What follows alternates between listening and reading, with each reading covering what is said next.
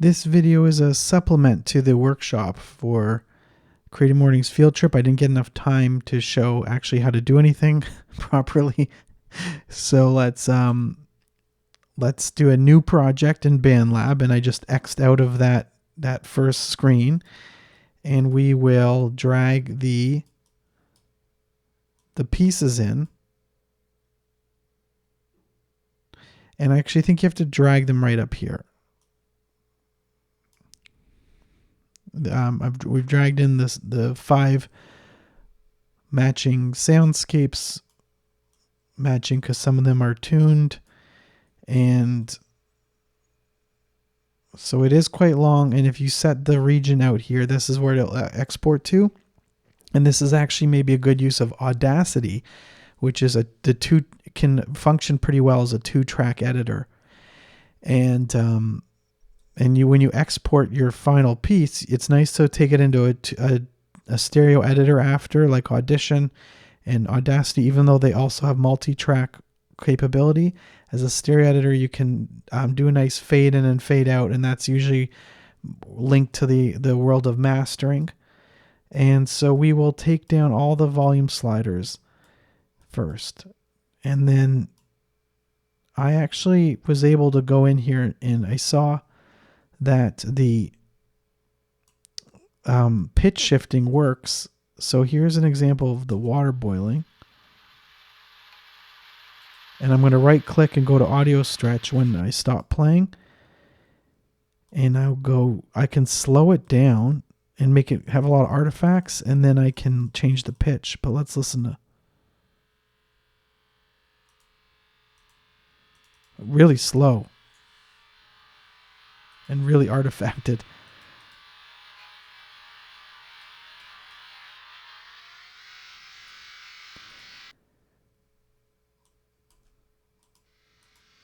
But when it's weird like this, I can now go to effects and I can add in a delay. Well, first I can even distort it with some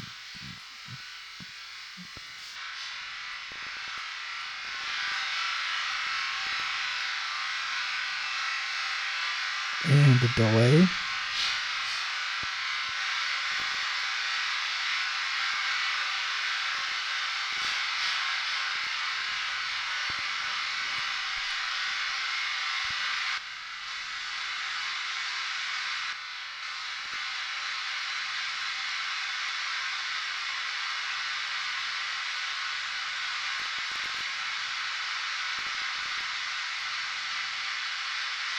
Reverb.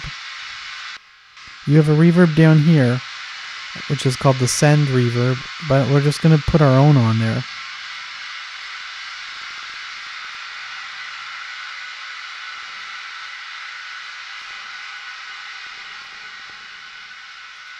And an auto pan.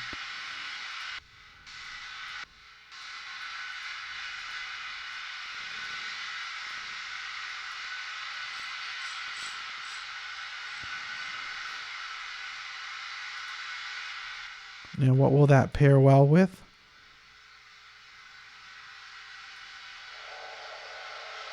We put it with the... So what I can do is, instead of fading it in this Jean Tillon station, I'm going to make it start a little later.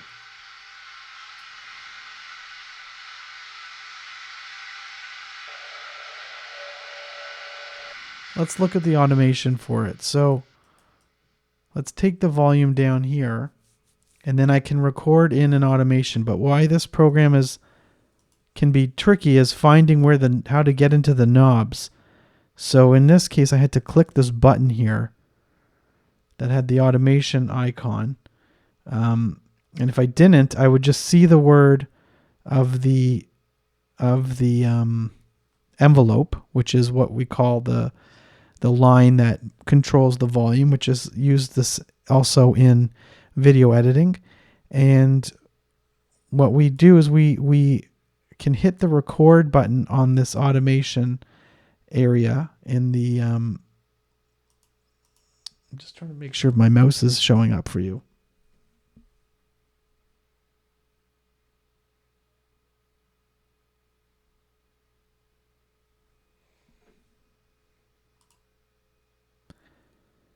Hello, this is a supplementary video because I couldn't get a lot to show you how to do things in the workshop of the Creative Mornings field trip. So when you make a new BandLab session, it'll give you this window about starting a new, what kind of track you want to start, and just X out of there. Well, there actually was an import button. So I'm going to take the audio regions and drag them right into the area where they formed a square, and then just in a second they will load. And I'm not sure what view you will have when you start, but this is the automation button over here, and this is what turns on and off the envelopes, which control, in this case, volume or panning. And we can take all the volumes down to start with, so you can just focus on one sound at a time. And to address the question I got about if they're stretching and that kind of thing, well, let's move all the regions to the front, and I'm going to solo the water boiling.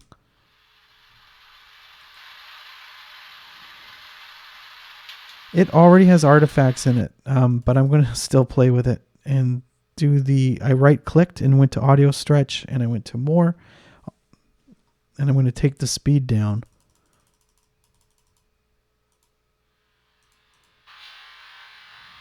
Very interesting effect of just grainy.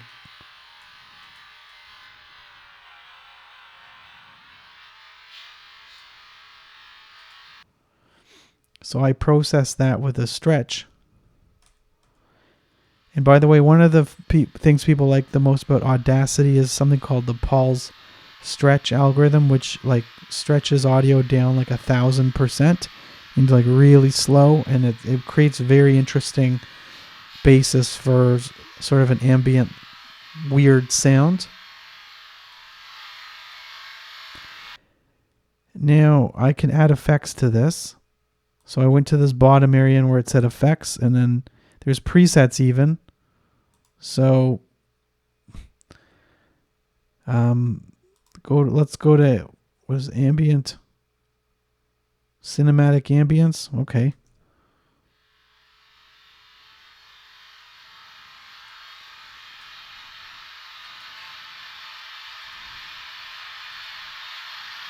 Wow, this has a presets.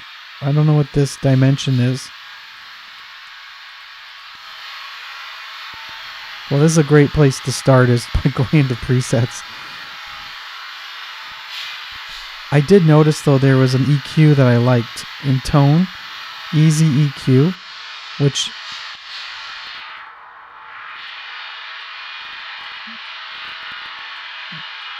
gives you quick access to like rolling things off. And that actually sounds pretty good, this one.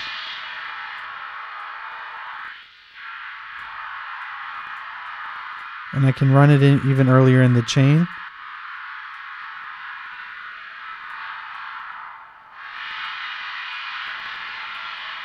Okay. So I'm going to get off the soloing, and then I'm going to add in this busker sound from Montreal. And what I can do is I can move the region to start a little later, and I can even move it up. So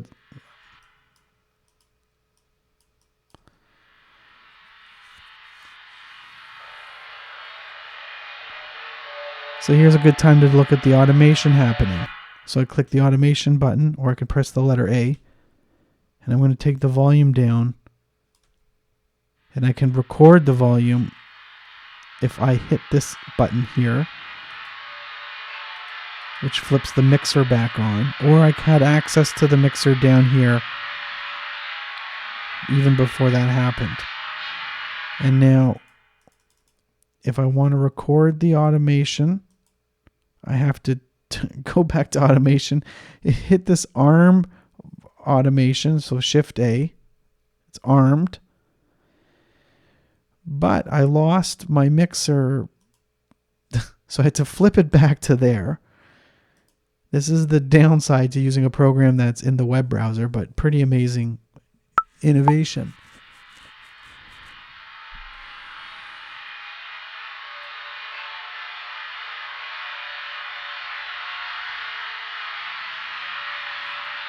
and some recording automation, but you can also accidentally record over the region. That happens in this program. It happens in a lot of programs, actually.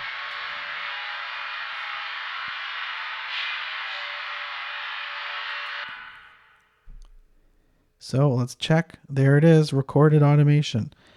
And I'll just layer one more in before I stop the recording. Turn automation off. I want to add in this one.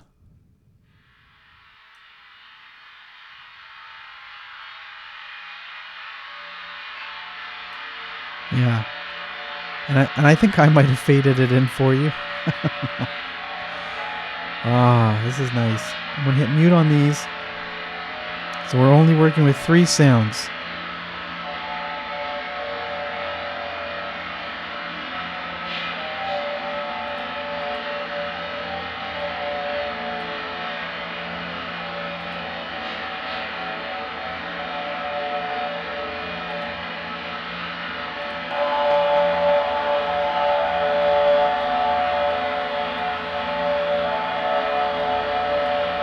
Click to edit automation.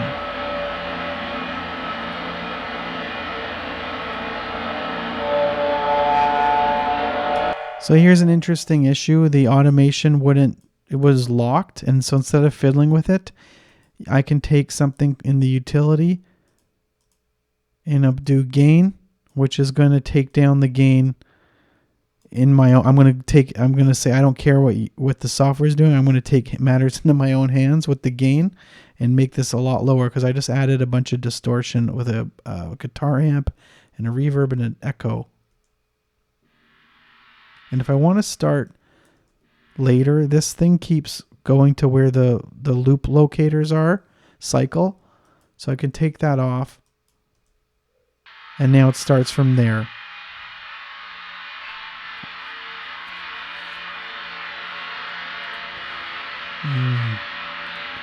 This is already nice. It barely needs any reverb, but I can just send it to the master reverb, which I don't even know where that is controlled yet.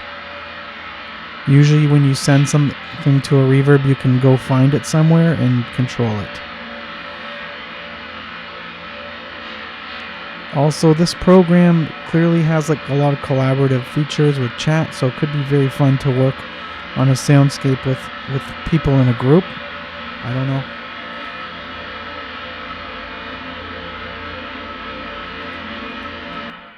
I have access to the playback speed here. Let's see what that does. So this is for Jovica. Let's slow that down.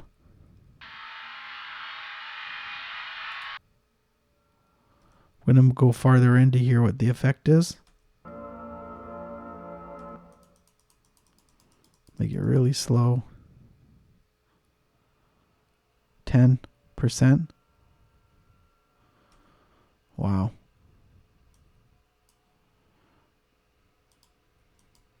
So it's actually doing quite a bit of processing on it in real time.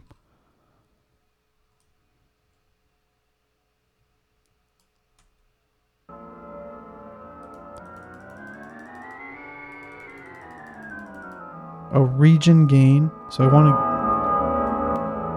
Oh.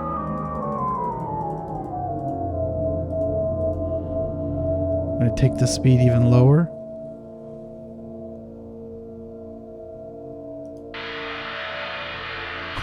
This is kind of a bad piece. What's bad is this water boiling is way too loud. So I can do the thing again where I say I don't care about the mixer. I'm just going to go to utility and get a gain and take it way down.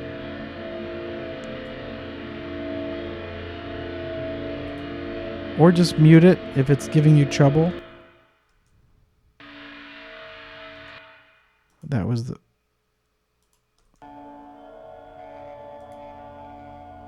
So this one already had a gain.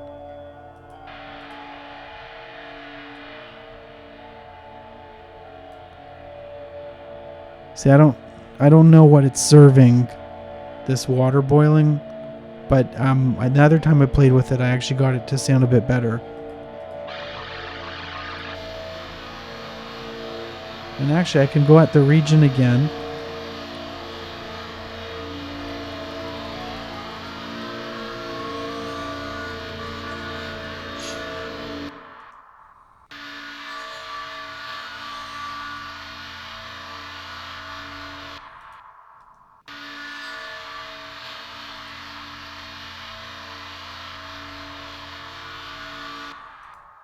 I actually pitch, so it's easy for me to get lost, and I pitch shifted the wrong thing, but that's okay. So let's pitch shift the,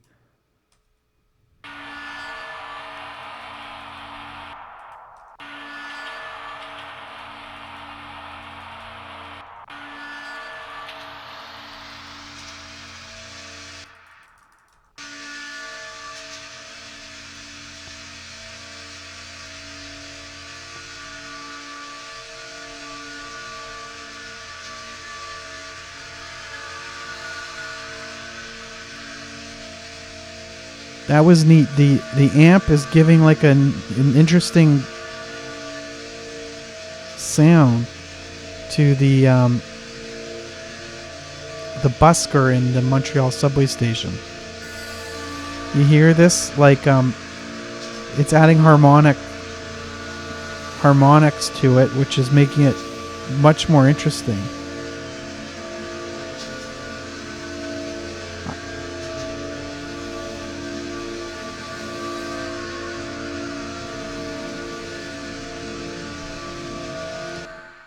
And I think what you could do is grab a loop.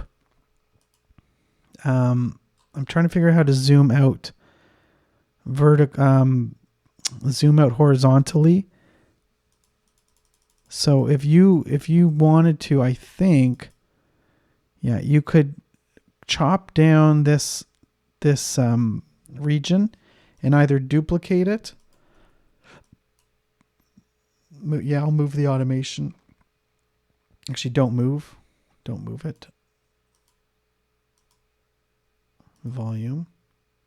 So if you wanted it to be predictable, you could make a chop of the audio, and then you can, with the chop, you can pick what you want to do, or